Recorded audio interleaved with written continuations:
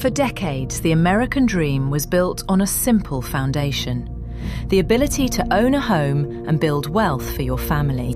But that landscape is shifting. Across the country, the for sale signs are being replaced by corporate rentals. Major corporations and institutional investors are now buying single-family homes at an unprecedented scale, turning them into permanent rentals. By some estimates, institutional investors could own up to 40% of all single-family rental homes in the US by 2030. For first-time home buyers, this means competing not just with other families, but with multi-billion-dollar hedge funds. These entities often pay in cash, driving up prices and squeezing out those who need a mortgage to compete. This trend isn't just about individual houses.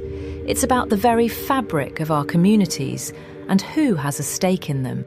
When neighbourhoods become portfolios, the relationship between landlord and tenant changes fundamentally. The long-term impact on wealth building is stark. For most families, a home is their largest asset. Without it, the path to financial stability narrows. Rental prices are rising as supply is swallowed up, making it harder for families to even save for a future down payment. But is this simply a case of corporate greed, or are there deeper economic forces at play? To understand this, we have to look at the why. Institutional investors didn't create the housing crisis.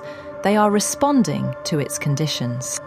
Experts point to a massive undersupply of new homes. After 2008, home building slowed to a crawl, creating a vacuum that investors were happy to fill.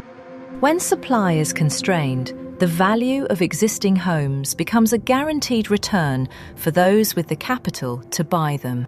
Strict zoning laws and NIMBYism often prevent the construction of high-density, affordable housing, keeping the market tight and prices high.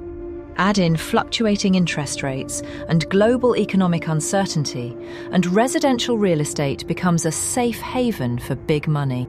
This is the financialization of housing, where homes are treated less like shelters and more like bonds, valued for their predictable rental yields. We have to ask ourselves, what happens to a society when the stability of ownership becomes a luxury for the few rather than a goal for the many? When a generation is forced into long-term renting, the traditional path to the middle class begins to erode. Will we become a nation of permanent tenants, paying rent to faceless institutions that own the ground beneath our feet? The answers aren't simple. They involve everything from building more homes to rethinking how we tax property and regulate investment. But before we can find solutions, we must first understand the reality of the forces at play. The market isn't just a collection of numbers. It's a reflection of our values and the future we are choosing to build. Understanding these forces is the first step toward reclaiming a future where ownership is more than just a dream for a few. If you want honest conversations about real estate, ownership, and the forces shaping our future, subscribe to the Ownership Reality. Like, comment your perspective below, and share this video with someone who needs to understand what's really happening in today's housing market.